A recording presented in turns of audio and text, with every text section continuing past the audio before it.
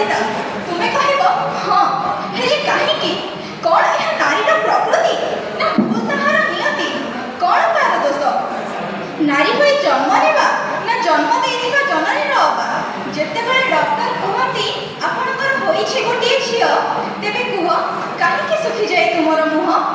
ନାରୀର ରହିଛି ଅନେକ ପରିଚୟ, ଭଗିନୀ, ଜାୟା, ମାତା। ତେବେ କାହିଁକି ସମାଜ ତାକୁ କୁହେ ସେ ଏକ ଦୁଷ୍କର୍ମ ପୀଡ଼ିତା? ନାରୀକୁ ଏକାକୀ ଦେଖି ତୁମେ ହୁଅ କଞ୍ଚା ମାଂସ ରକ୍ତ ଲୋଭୀ କୁକୁର। ନାରୀକୁ ଏକାକୀ ଦେଖି ତୁମେ ହୁଅ କଞ୍ଚା ମାଂସ ରକ୍ତ ଲୋଭୀ କୁକୁର। ହେଲେ ତୁମେ କହିବ ଭୁଲ ତ ସେ ନାରୀର, ପିନ୍ଧିଥିବ ସେ ଛୋଟ ଡ୍ରେସ୍ ବା ତାର ଏକାକୀ ବୁଲିବା କ'ଣ ଦରକାର? ହେଲେ ଥରେ ସ୍ମରଣ କର ସେ 3 ବର୍ଷର କୁନି ଝିଅ ପରି ଉପାଖ୍ୟାନ। ନା ସେ ପିନ୍ଧିଥିଲା ଛୋଟ ଡ୍ରେସ୍, ନା ସେ କରିଥିଲା ତୁମକୁ ଆକର୍ଷଣ। କ'ଣ ଲାଭ ପାଇଲ ସେ ଜୀବନ ନେଇ ତୁମେ ସେ ନିଷ୍ପାପ କଳିର? ଯୁଗେ ଯୁଗେ ନାରୀ ହୋଇଛି ଅବହେଳିତ, ଅପମାନିତ, ନିର୍ଯାତିତ, କ୍ଷତବିକ୍ଷତ। ଯୁଗେ ଯୁଗେ ନାରୀ ହୋଇଛି ଅବହେଳିତ, ଅପମାନିତ, ନିର୍ଯାତିତ, କ୍ଷତବିକ୍ଷତ। ମାତା ସୀତା ଦେବୀ ପାଞ୍ଚାଳି ଓ ନିର୍ଭୟା ହତ୍ୟାକାଣ୍ଡ ଅଟେ ଏହାର ଉଦାହରଣ ଜ୍ୱଳନ୍ତ।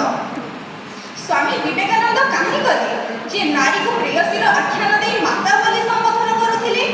କ'ଣ ରାଜା ରାମମୋହନ ରାୟ ପରି କେହି ନାହିଁ ଲଢ଼ୁଥିଲେ ଯେ ସତୀଦାହ ପ୍ରଥାକୁ ବିଧବା ବିବାହରେ ପରିଣତ କରିବା ପାଇଁ?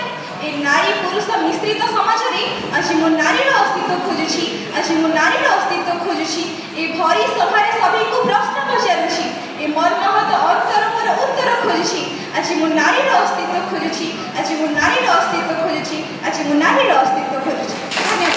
ବହୁତ ସୁନ୍ଦର, ବହୁତ ସୁନ୍ଦର। ଏହା ତୁମେ